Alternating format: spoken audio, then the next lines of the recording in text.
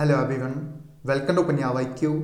Punjab IQ ਦੀ ਇਸ special video ਦੇ ਵਿੱਚ ਅੱਜ ਆਪਾਂ ਡਿਸਕਸ ਕਰਾਂਗੇ ਪੰਜਾਬ ਜ਼ਿਲ੍ਹਾਦਾਰ ਔਰ ਪਟਵਾਰੀ ਪੋਸਟ ਦੇ ਲਈ ਮੋਸਟ ਐਕਸਪੈਕਟਡ ਕੁਐਸਚਨਸ ਦਾ ਸੈੱਟ ਨੰਬਰ 6 ਆ, ਜਿਸ ਦੇ ਵਿੱਚ ਆਪਾਂ ਕਵਰ ਕਰਾਂਗੇ 20+ ਕੁਐਸਚਨਸ ਜੀਕੇ ਦੇ।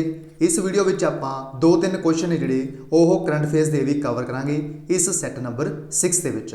ਇਹ ਸੈੱਟ ਨੰਬਰ 6 ਮੈਂ ਤੁਹਾਡੇ ਤੱਕ ਲੈ ਕੇ ਆ ਰਿਹਾ। ਮੇਰਾ ਨਾਮ ਹੈ ਮੋਹਿਤ ਗਰਗਾ। So let's start the video.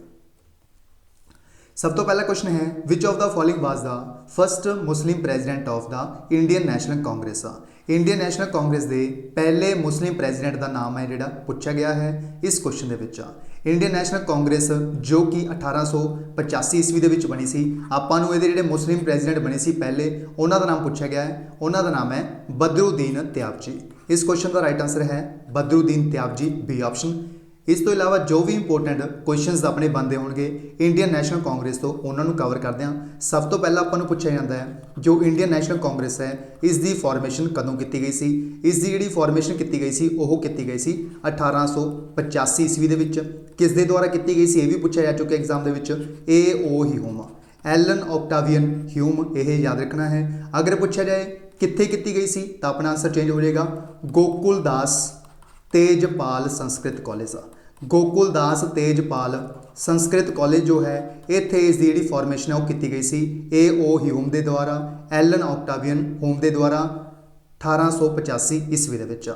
अगर पूछा जाए इसका जोड़ा ओरिजिनल नाम से यानी उस समय जो इसका फॉर्मेशन किया गया सी उस समय इसका जोड़ा नाम से वो की सी, उस समय इसका जो नाम से वो सी Indian National Union. Indian National Union. उस तो बाद एक परसन सी जिन्हां दा नाम सी दादा भाई नारोजी। दादा भाई नारोजी परसन सी जिन्हां दे द्वारा इस यूनियन वर्ड नूं चेंज किया गया सी कांग्रेस दे नाल। यानी जो वर्ड यूनियन है इसनूं रिप्लेस किया गया कांग्रेस दे नाल दादा भाई नारोजी दे द्वारा। और ये भी याद रखना है जो ग्रैंड ओल्ड मैन ने वो भी कहा जाता है दादा भाई नारोजी नूं, यानी इन्हों कहा जाता है grand old man of India. एक क्वेश्चन भी आ चुका है एग्जाम के, याद रखना है।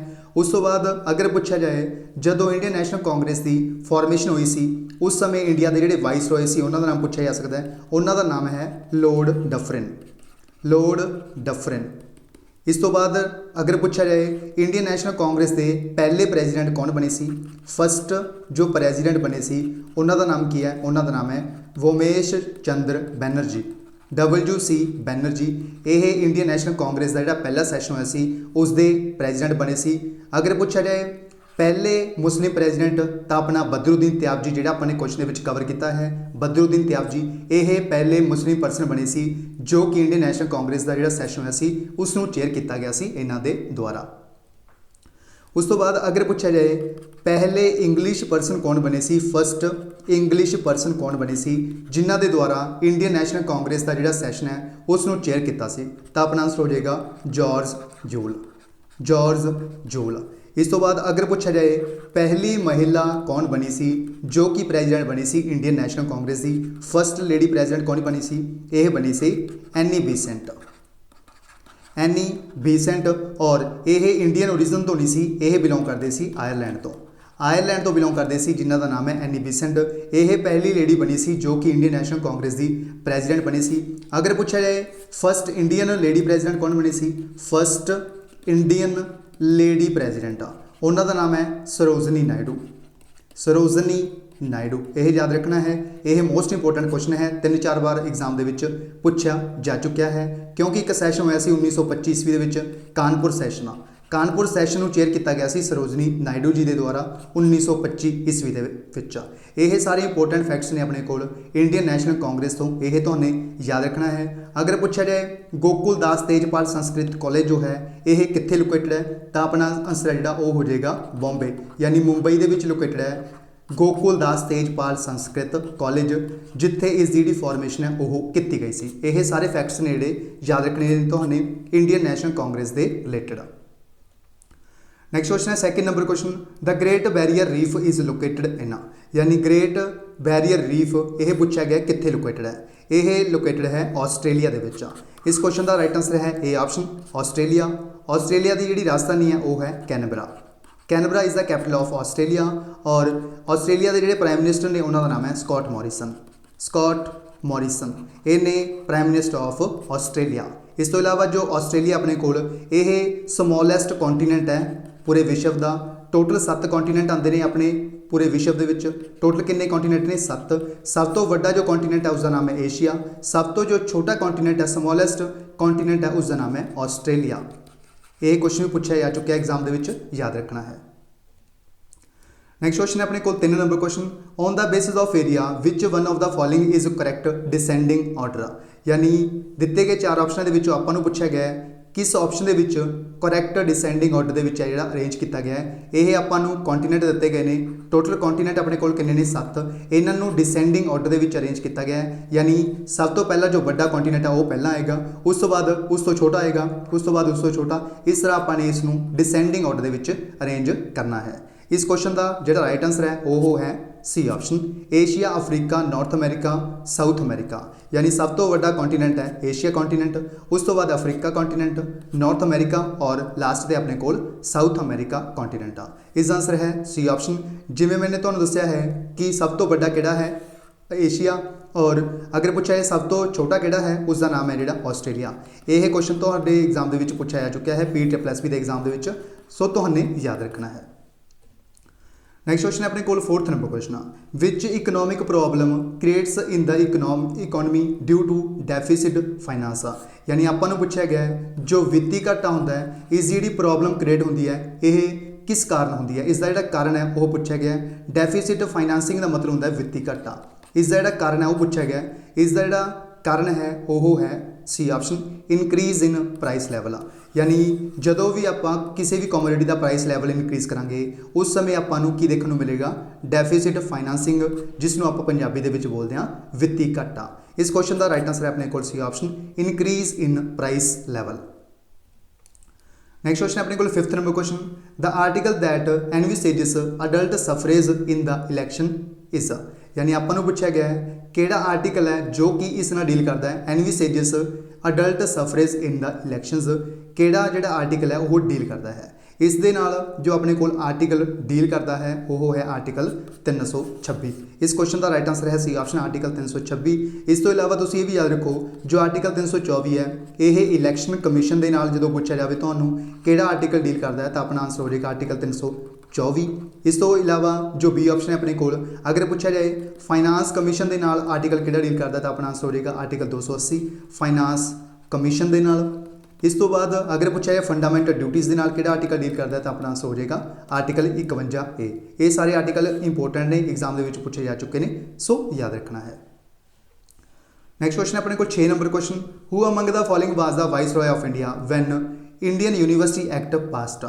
यानी उस समय इंडिया के जोड़े वाइस रॉय ने उन्होंने नाम पूछा गया है जदों इंडियन यूनिवर्सिटी एक्ट पास किया गया सी, उस समय जो इंडिया के वाइस रॉय सी उन्होंने नाम पूछा गया। उस समय इंडिया के जो वाइस रॉय सी वो सी लॉर्ड कर्जन। इस क्वेश्चन का राइट आंसर है डी ऑप्शन, उस समय जो इंडिया के वाइस रॉय सी उन्होंने नाम है लॉर्ड कर्जन जदों इंडियन यूनिवर्सिटी एक्ट पास किया गया सी। इस क्वेश्चन का राइट आंसर है D option, Lord Curzon. Very important question, और पंजाब के वेरियस एग्जाम के क्वेश्चन जो पूछा जा चुका है, PPSC के एग्जाम के भी यह जो क्वेश्चन है पूछा जा चुका है। नैक्सट क्वेश्चन अपने को 7th number question, which is the hottest planet in the solar system. Solar system के विच सब तो जो गर्म प्लैनेट है, सब तो जो हॉटेस्ट प्लैनेट है उसका नाम पूछा गया है, उसका नाम है अपने को विनस। इस क्वेश्चन का राइट आंसर है सी ऑप्शन, विनस। इस तो इलावा तुसीं ये भी याद रखो जो अपने को विनस है इसनूं कहा जाता है morning and evening star. Morning and evening star आपां नूं पूछा जाता है किहड़ा प्लैनेट है जिसनों मॉर्निंग एंड इवनिंग स्टार कहा जाता है, उसका आंसर हो जाएगा विनस। और इसके होर भी काफ़ी निकनेम ने, जिमें for example earth's twin and wield planet, ये सारे इसनों नाम दिते जाते हैं वील्ड प्लैनेट। यह तो हमें याद रखना है। अगर पूछा जाए सैकेंड हाईएस्ट जो शाइनिंग बॉडी है वह किहड़ी है सोलर सिस्टम के विच, यानी अगर पूछा जाए फस्ट हाईएस्ट किहड़ी है तो अपना आंसर हो जाएगा सन। और अगर पूछा जाए सैकेंड शाइनिंग बॉडी की है सोलर सिस्टम के विच तो अपना आंसर हो जाएगा वीनस। वीनस जो है यह है second shining body in the solar system after sun. इस क्वेश्चन का राइट आंसर है C option, Venus. Next question अपने को 8 number question, Gobi desert is situated in which continent. Gobi desert जो है यह किस कॉन्टीनेंट दे विच लोकेटेड है? जो गोबी डेजर्ट है यह लोकेटेड है एशिया कॉन्टीनेंट दे विच। इसका आंसर है सी ऑप्शन एशिया कॉन्टीनेंट, जो कि सब तो ज़्यादा वड्डा कॉन्टीनेंट है। इस क्वेश्चन का राइट आंसर है सी ऑप्शन एशिया। इस तो इलावा तुम भी याद रखो जो गोबी डेजर्ट है सॉरी जो अपने को ये पूछा जाए कितने लोकेटेड है, यानी इसका आंसर तो अपने को एशिया हो जाएगा। बट अगर पूछा जाए प्रॉपर कंट्री जी है जिसे लोकेटेड है गोबी डेजर्ट, तो अपना आंसर हो जाएगा मंगोलिया। मंगोलिया वो देश है जिथे गोबी डेजर्ट लोकेटेड है, और मंगोलिया की जी कैपिटल है राजधानी है, यह क्वेश्चन एग्जाम के आ चुका है। सो याद रखना है उलन बतौर। उलन बतौर जो है यह है कैपिटल ऑफ मंगोलिया, यह भी तुसी याद रखना है। नेक्स्ट क्वेश्चन अपने को ninth number question 9 number question. Trade unions is listed in the dash list given in the 7th schedule of the Indian constitution. यानी इंडियन कॉन्स्टिट्यूशन के जो शेड्यूल मैंशन ने अपन पूछा गया जो ट्रेड यूनियंस है यह किस लिस्ट के आता है, यानी किस का पार्ट है जो ट्रेड यूनियंस है। जो ट्रेड यूनियंस है यह पार्ट है कॉन्करेंट लिस्ट का। इस क्वेश्चन का राइट आंसर अपने को डी ऑप्शन कॉन्करेंट लिस्ट। इस तो इलावा तुम ये भी याद रखो जो अपने को शेड्यूल है 7th शेड्यूल उस टोटल 3 लिस्टां मैंशन ने। एक तो है अपने को यूनियन लिस्ट, सैकेंड है अपने को स्टेट लिस्ट, और थर्ड है अपने को कॉन्करेंट लिस्ट। कॉन्करेंट लिस्ट यह 3 लिस्टां ने जिहड़ियां मैंशन ने इस 7th नंबर शेड्यूल दे विच। इस तो इलावा जो अपने को यूनियन लिस्ट है इस दे विच जो कानून बनाती है यानी लॉ वगैरह जो मेनटेन करती है वह कौन करती है? सेंट्रल गवर्नमेंट, यानी केंद्र सरकार।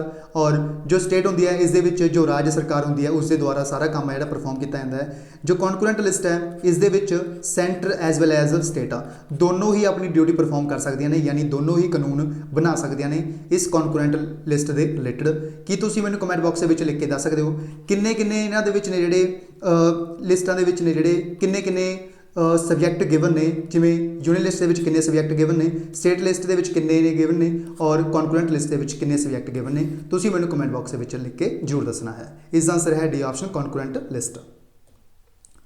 नेक्स्ट क्वेश्चन अपने को 10th नंबर क्वेश्चन। सत्याशोधक समाज वाज फाउंडड बाय होम, यानी अपन पूछा गया है जो सत्याशोधक समाज है इसनों फाउंड किस दे द्वारा किया गया सी?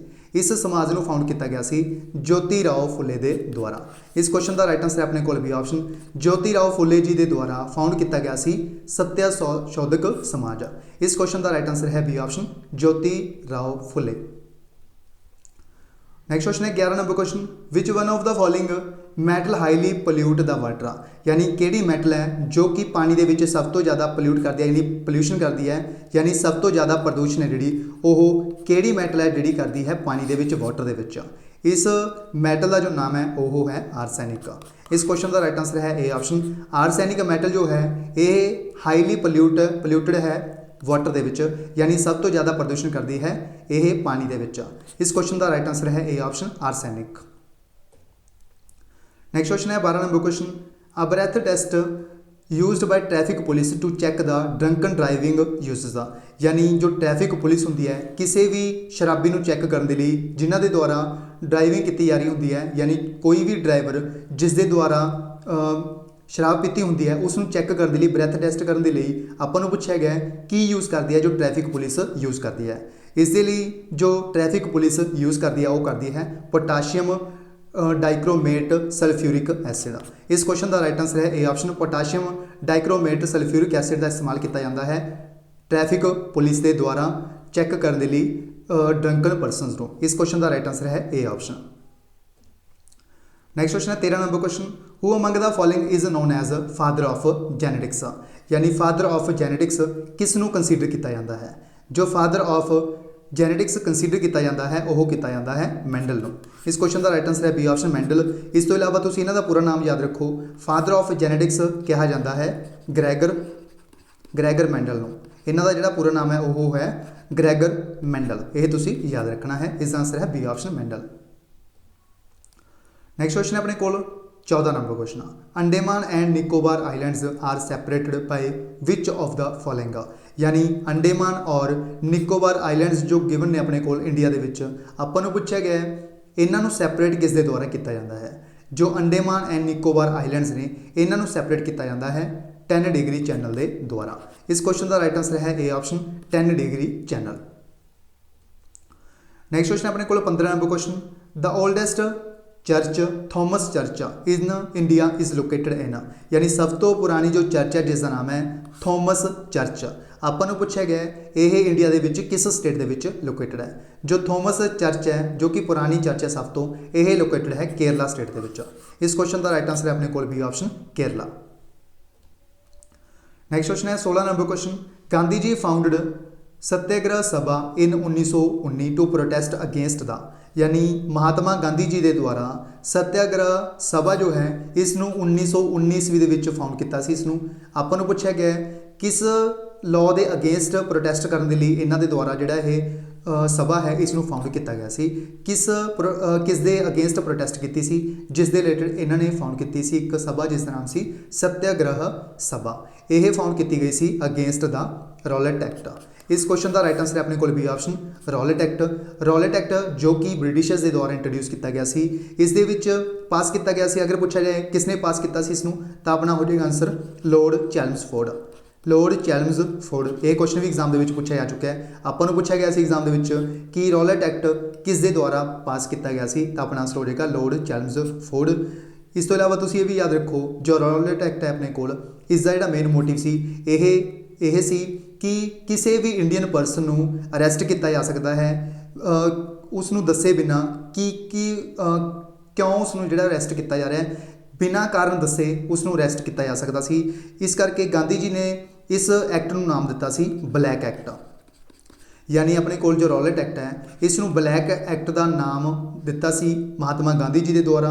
इस दे विच इन्होंने कहा सी नो अपील नो दलील, यानी ना तो कोई अपील है इस दे विच ना कोई दलील है। इस act they which Rowlatt act they विच जिस विच किसी भी इंडियन परसन नूं अरैसट किया जा सकता सी, जिस दे विच 3 महीने तक उसनूं जिहड़ा जेल दे विच बंद करके रखा जा सकता सी। यह अपने याद रखना है। इस तो इलावा तुसीं भी याद रखो जो जलियांवाला बाग मैसेकर होया सी इस दे विच 2 इंडियन परसन सी जिन्हां दे द्वारा ब्रिटिशर्स के द्वारा जिन्होंने अरैसट कर लिया गया सी। इन्हां दे नाम याद रखने ने डॉक्टर सत्यापाल एंड सैफुद्दीन किचलू। यह 2 परसन सी जिन्होंने अरैसट कर लिया सी ब्रिटिशर्स के द्वारा रॉलेट एक्ट के अधीन। इस करके जो जलियांवाला बाग दे विच लोग इकट्ठे हुए सी 1919 ईस्वी दे विच उस समय ही जलियांवाला बाग है जिहड़ा मैसेकर देखने को मिलता है। इस क्वेश्चन का राइट आंसर है अपने को B option Rowlatt act. Next question अपने को 17 number question 17th number question, nomadic elephant is the joint military exercise between India and, यानी नोमैडिक एलिफेंट एक्सरसाइज पूछा गया है यह जॉइंट मिलिट्री एक्सरसाइज है इंडिया और किस देश के विच होंदी है। जो नोमैडिक एलिफेंट नाम की एक्सरसाइज है यह इंडिया और मंगोलिया के विच होंदी है। इस क्वेश्चन का राइट आंसर है अपने को बी ऑप्शन मंगोलिया। इस तो इलावा तुसीं ये भी याद रखो जो चाइना देश गिवन है इंडिया और चाइना के एक एक्सरसाइज होंदी है जिसका नाम है हैंड इन हैंड और वियतनाम के नाल इंडिया की एक एक्सरसाइज होंदी है जिसका नाम है पासैक्स एक्सरसाइज होंदी है इंडिया और वियतनाम के विच।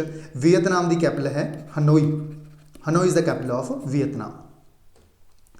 नेक्स्ट क्वेश्चन अपने को 18 number question 18th number question, the gas usually filled in the electric bulb is, यानी इलैक्ट्रिक बल्ब के विच जो गैस फिल की जाती है उसका नाम पूछा गया है। जो मैक्सीमम गैस होंदी है इलैक्ट्रिक बल्ब के विच वो होंदी है नाइट्रोजन।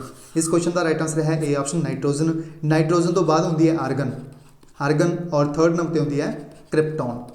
यह बेसिकली 3 गैसा होंदियां ने इलैक्ट्रिक बल्ब के विच। अगर पूछा जाए यूजली किहड़ी फिल की जाती है तो अपना आंसर हो जाएगा नाइट्रोजन। मैक्सीमम पूछा जाए तो भी अपना आंसर हो जाएगा नाइट्रोजन। अगर पूछा जाए कि केड़ी होंदी है उसका आंसर हो जाएगा नाइट्रोजन आर्गन और क्रिप्टॉन। ये 3 गैसा ने जिहड़ियां वो प्रेजेंट होंदियां ने इस इलैक्ट्रिक बल्ब के विच। इसका आंसर है ए ऑप्शन। नेक्स्ट क्वेश्चन अपने को 19 number question, who was unanimously elected as the president of the Asian Cricket Council. Asian Cricket Council के जिहड़े प्रेजिडेंट इलैक्ट हुए हैं उन्होंने नाम पूछा गया है। जो एशियन क्रिकेट काउंसिल है इसके जिहड़े प्रेजिडेंट अध्यक्ष इलैक्ट हुए हैं उन्होंने नाम है जय शाह। इस क्वेश्चन का राइट आंसर है बी ऑप्शन जय शाह। और यह बेटे ने किसके अमित शाह जो कि अपने मिनिस्टर ने, यह अपने याद रखना है होम मिनिस्टर ने अपने जो अमित शाह ने होम मिनिस्टर, ठीक है ये याद रखना है। और इन्हों की जी कॉन्स्टिट्यूंसी है वो है गांधीनगर जो है यह है गुजरात के विच। गुजरात के जो CM ने उन्होंने नाम है विजय रूपानी। नेक्स्ट क्वेश्चन अपने को 20 number question, who has been appointed as the new MD and CEO of the state bank of India cards and payment services यानी SBI कार्ड के लिए जो न्यू MD एंड CEO बने ने उन्हों का नाम बेसिकली आपको पूछा गया। जो न्यू MD एंड CEO बने ने उन्हों का नाम है अपने को रामा मोहन राव अमारा। इस क्वेश्चन का राइट आंसर है सी ऑप्शन, रामा मोहन राव अमारा ने जिहड़े इन्हों अपॉइंट किया गया है स्टेट बैंक ऑफ इंडिया के द्वारा SBI कार्ड के लिए, SBI cards and payment service के लिए न्यू MD एंड CEO। इसका आंसर है अपने को सी ऑप्शन। इस तो इलावा तुम ये भी याद रखो जो स्टेट बैंक ऑफ इंडिया है, HDFC बैंक है, उस तो बाद ICICI बैंक है, ये सारिਆਂ ਦਾ ਜਿਹੜਾ हैडकुआटर कित्थे है मुंबई के विच।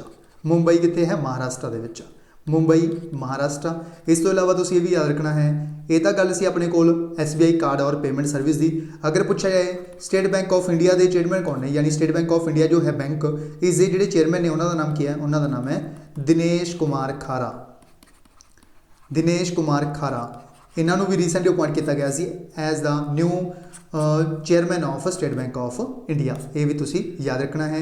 इन्होंने रिप्लेस किया सी रजनीश कुमार को, रजनीश कुमार को रिप्लेस किया गया सी दिनेश कुमार खारा के द्वारा। एक क्वेश्चन तो सब के लिए है जिसका आंसर तुम मैंने कमेंट बॉक्स में लिख के दसना है।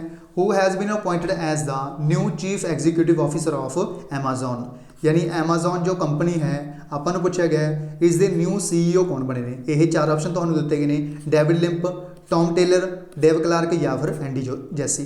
आंसर तुम मैंने कमेंट बॉक्स में लिख के जरूर दसना है। सो ये सी सैट नंबर 6 जिस आपने 20+ क्वेश्चन कवर किए हैं GS के यानी GK के, जिस 2 तो 3 क्वेश्चन जोड़े वो करंट अफेयर्स के भी इनकलूड किए गए सी। इस तो इलावा अगर कोई स्टूडेंट पंजाब पटवारी के स्पैशल नोट्स परचेस करना चाहता है तो परचेस कर सकता है। इन्होंने सारे नोट्सों का जोड़ा ये PDF फॉर्मेट के प्रोवाइड किए जाएंगे। इन्होंने ये सारा मटीरियल है जोड़ा कवर किया गया है। 85 नंबर का जोड़ा मटीरियल है वह कवर किया गया है इन्होंने स्टडी नोट्स के। इन्हों की जी टोटल कीमत रखी गई है वह रखी गई है 2000 रुपये और तुहानू 10% डिस्काउंट भी दिता जाएगा। यानी तुहानू ये जो पटवारी के स्पैशल नोट्स बनाए गए हैं पंजाब IQ टीम के द्वारा इन्हों की जो कीमत है वह है 1800 रुपये। ये तुहानू इंग्लिश लैंग्वेज के सारे के सारे नोट्स PDF फॉर्मेट के अवेलेबल करवाए जाएंगे। इसके लिए अगर कोई जानकारी लेना चाहता है तो 7098 68826 के उपर WhatsApp के उपर मैसेज कर सकता है। अगर कोई स्टूडेंट GK के इकल्ले लेना चाहता है तो अपने को 1000 रुपये के लै सकता है। अगर कोई स्टूडेंट GK के नहीं लेना चाहता और ये सारे सबजैक्टा के लेना चाहता है तो वह भी लै सकता है। इन्हों की अलग तो कीमत है 1000 रुपया, यानी GK के भी 1000 रुपये के, बाकी ये सारे भी अदर भी किन्ने दे 1000 रुपये के, यानी 2000 रुपये के दोनों नोट्स और 10% डिस्काउंट 1800 रुपये के तुहानू ये नोट्स ने जोड़े प्रोवाइड किए जा रहे हैं पंजाब IQ टीम के द्वारा। इन्हों की फीस है जी अगर तुम ये सारे नोट्स लैने हो तो तुहानू 65 नंबर का जो मटीरियल है वह 1000 रुपये के प्रोवाइड किया जा रहा है। अगर कोई स्टूडेंट गैस पेपर परचेस करना चाहता है जिसदे विच ओनली MCQs होंगे, ये तो उन्हें याद रखना है मल्टीपल चॉइस क्वेश्चन होंगे जिसदे विच 6500+ ऑब्जेक्टिव टाइप क्वेश्चन ने जोड़े वो पाए गए हैं इस स्पैशल गैस पेपर के। इस एग्रीकल्चर, कंप्यूटर अवेयरनेस सारे सबजैक्टां के जोड़े क्वेश्चन ने अलग अलग बना के पाए गए हैं। इस 6500+ ऑब्जेक्टिव टाइप क्वेश्चन होंगे और इन्हों की कीमत है टोटल 1000 रुपया। यह सारा जो मटीरियल तो PDF फॉर्मेट के अवेलेबल करवाया जाएगा, ठीक है, ये तो उन्हें याद रखना है। और इसके उपर तो 200 रुपये डिस्काउंट भी दिता जा रहा है और 800 रुपये के तो ये 6500+ ऑब्जेक्टिव टाइप क्वेश्चन ने जोड़े बिल्कुल एग्जाम ओरिएंटेड वो प्रोवाइड किए जा रहे हैं पंजाब IQ टीम के द्वारा। यह सारा डाटा मैंशन है। अगर कोई स्टूडेंट परचेस करना चाहता है तो फोनपे, गूगल पे यूज़ करके जी पेमेंट कर सकता है। इस तो इलावा अगर कोई स्टूडेंट इंडिविजुअल सबजैक्ट के भी लेना चाहता है तो वह भी ले सकता है 300 रुपीज़। उस बाद मैंसुरेशन मैथ्स 300 रुपीज़, इस तरह कंप्यूटर IT के भी 300 रुपीज़ के, यानी 300 रुपीज़ के ईच सबजैक्ट के नोट्स भी तुम लै सकते हो अगर कोई स्टूडेंट इंडिविजुअल सबजैक्ट के लेना चाहता है नोट्स। सो ये सी पंजाब जिलादार और पटवारी के लिए सैट नंबर 6 जिस आपने काफ़ी इंपोर्टेंट क्वेश्चनस इनकलूड करने की कोशिश की है इस सैट नंबर 6 के। अगर तो यह सैट नंबर 6 वधिया लग्या हो तो इस सैट नंबर 6 को लाइक करो, शेयर करो। अगर तुमने साडा चैनल पंजाब IQ को सबसक्राइब नहीं किया तो चैनल को सबसक्राइब करके बैल आइकन भी जरूर प्रेस करो ताकि यह जो सीरीज़ है तो इसका जोड़ा डेली बेसिस के उपर नोटिफिकेशन तो टाइम टू टाइम मिलता रहे। यह जो सीरीज़ है शाम को 8:15 बजे लाइव होंगी है, तुम 8:15 बजे रात को लाइव भी इसको ज्वाइन कर सकते हो। ਸੋ ਇਸ ਵੀਡੀਓ ਵਿੱਚ ਬਸ ਇੰਨਾ ਹੀ। ਮਿਲਦੇ ਹਾਂ ਨੈਕਸਟ ਨੰਬਰ ਵੀਡੀਓ ਦੇ ਵਿੱਚ ਸੈੱਟ ਨੰਬਰ 7 ਦੇ ਵਿੱਚ। ਅਗਰ ਤੁਹਾਨੂੰ ਕੋਈ ਡਾਊਟ ਹੈ ਇਸ ਸੈੱਟ ਨੰਬਰ 6 ਦੇ ਰਿਲੇਟਡ ਤਾਂ ਤੁਸੀਂ ਕਮੈਂਟ ਬਾਕਸ ਦੇ ਵਿੱਚ ਕਮੈਂਟ ਕਰਕੇ ਪੁੱਛ ਸਕਦੇ ਹੋ। So thank you so much.